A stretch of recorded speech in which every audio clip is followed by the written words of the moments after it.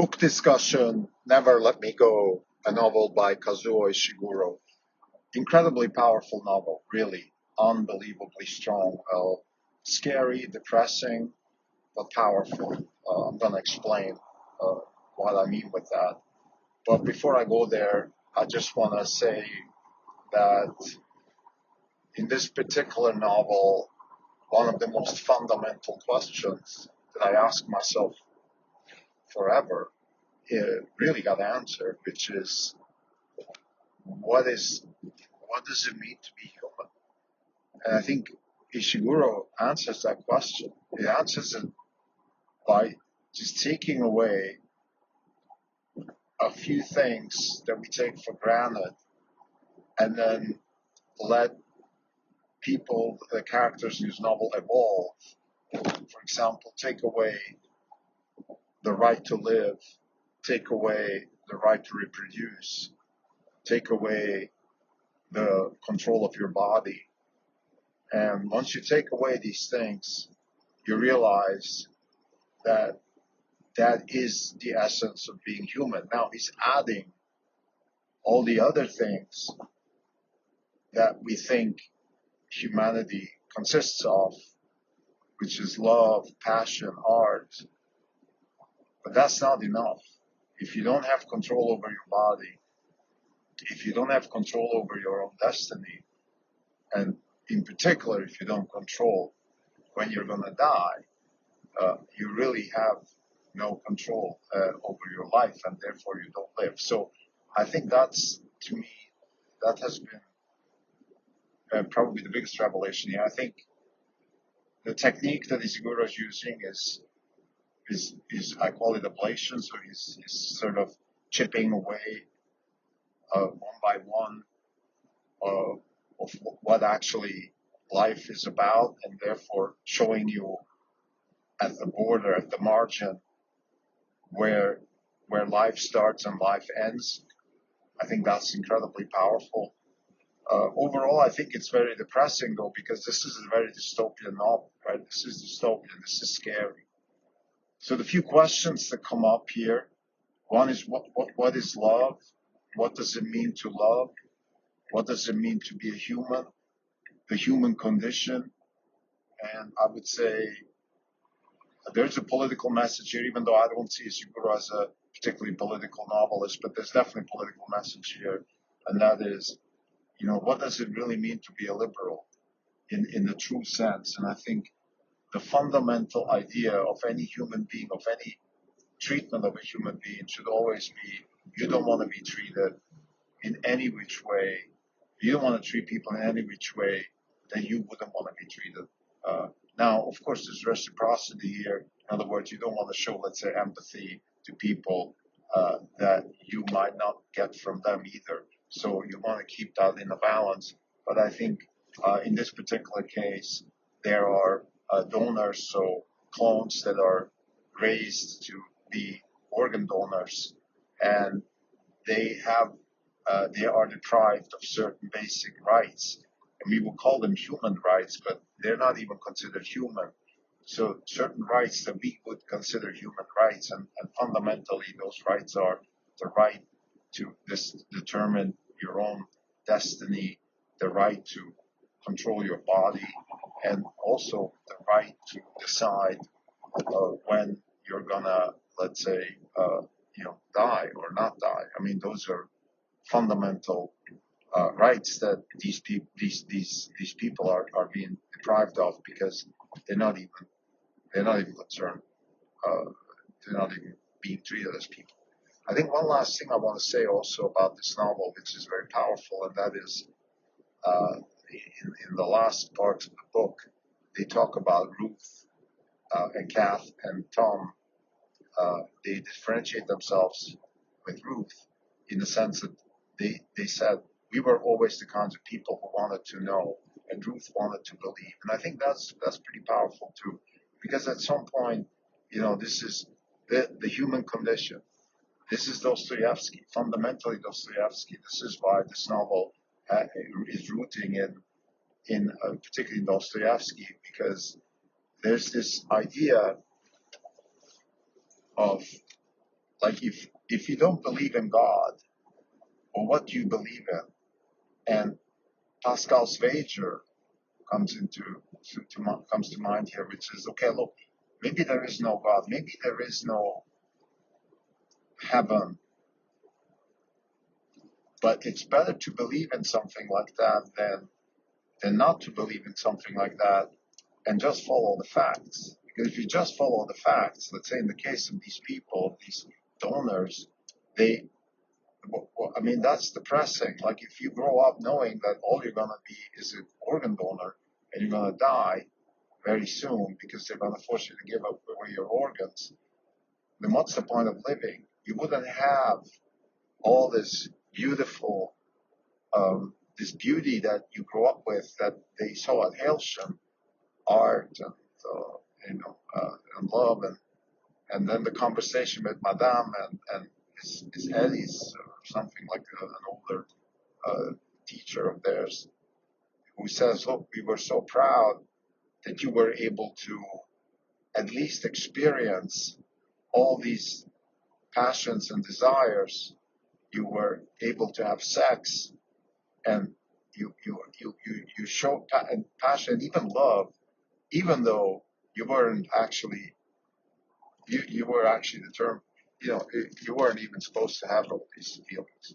So I think, if you really think about this novel from a positioning perspective, where is Ishiguro positioning himself? He's positioning himself somewhere between Dostoyevsky and Nietzsche. Like, when God is dead, well, what else is there? And he's answering those questions by taking away, like an onion, he's slicing off certain things that we take for granted to show us, or the reader, what it actually means to believe, what it means to be human, what is the difference between a fact and a belief. And he's then letting you decide, where you want to position yourself. Do you want to be a Ruth, a believer?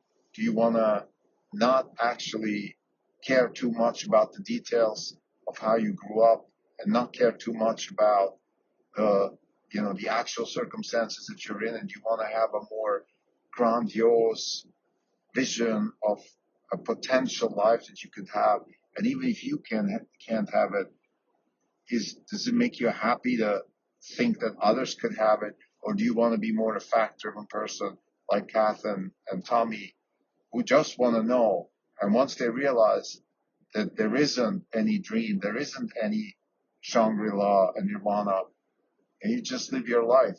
And then Tommy asks Kath, "Look, what's the point of even being a carer? Why do you care?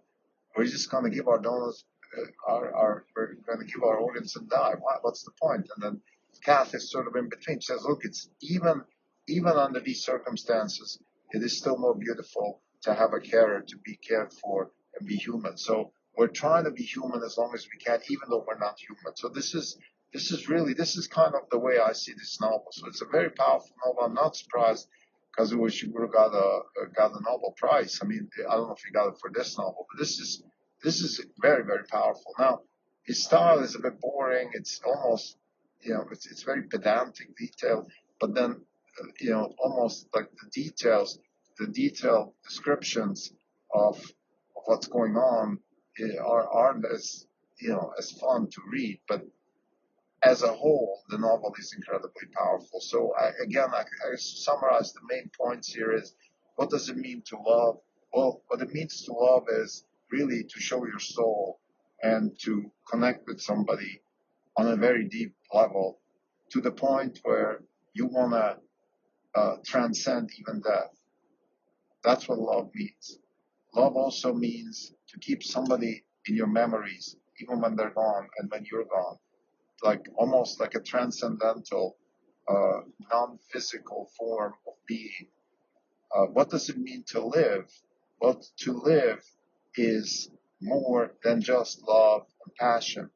To live also means you have to be able to control when you're going to die, and you have to control how you're going to die, and all these things. And if you don't control that, then there's a fundamental question of whether you even live or not. And I think that's, for example, certainly a conversation that the abolitionists had back in the 19th century when they abolished slavery, because that conversation was very similar back then. So I think we answered that question as society. If you don't control your destiny, if you don't have control over your own body, you don't really live, and that's not something you want to do to other people. The same way you don't want anybody to do this to you.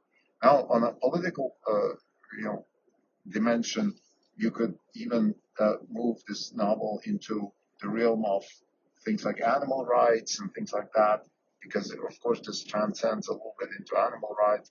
Is it okay to raise animals even in a humane way when all we're doing is just kill them so they can be eaten?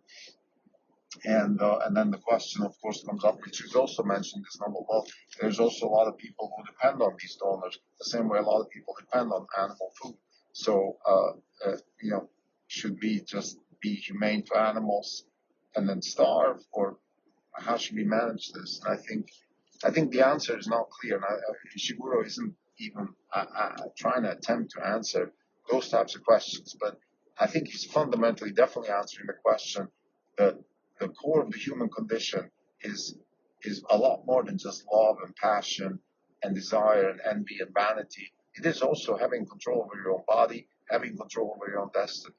And I think this brings me to the last point I want to say, and that's the way I interpret this novel, is that freedom is the ultimate essence of life. If you don't control your own destiny, and you don't have control over your body, you don't have control over how you live, how you spend your money, how you die, all these things. If you don't control those things, if the state controls them or somebody else or whatever, you don't live. So life in essence is freedom.